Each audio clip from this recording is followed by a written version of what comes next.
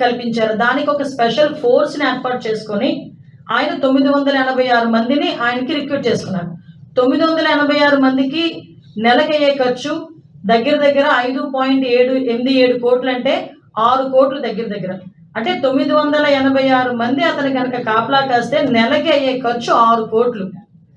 అయినా కూడా ఆ రోజు స్పెషల్ ఫోర్స్ పెట్టుకుని ఆయన చేసుకున్నాడు. అప్పుడు ఆయన సీఎంగా ఉన్నాడు. ఆయన స్పెషల్ సెక్యూరిటీ ఫోర్స్ని ఏర్పాటు చేసుకున్నాడు. అక్కడ ఇంత డబ్బులు ఖర్చు పెట్టి 5 సంవత్సరాలు ఎన్ని కోట్లు అయిందో మీరే లెక్క పెట్టుకోండి. నెలకి 6 కోట్లు. దాన్ని బట్టి మీరు అర్థం చేసుకుని ఎన్ని వందల కోట్లు అయిందో మీరే అర్థం చేసుకోవాలి. ఈరోజు జగన్మోహన్ రెడ్డి ఒక మాజీ సీఎం మాత్రమే. అతనికి ప్రతిపక్ష హోదా లేదు, ప్రతిపక్ష నాయకుడు కాదు. ఆయన కేవలం పులివెందుల ఎమ్మెల్యే. అదేవిధంగా ఆయన ఏమి మంత్రి కూడా కాదు. ఓకే, ఈరోజు హోమ్ మినిస్టర్గా ఉన్న నాకు Y+ ఇస్తారు. ఆయన కేవలం పులివెందుల ఎమ్మెల్యేగా ఉన్న ఆయనకి కేవలం ఎక్స్ సీఎం అని ఒకే ఒక కారణంతో Z+ ఇచ్చారు.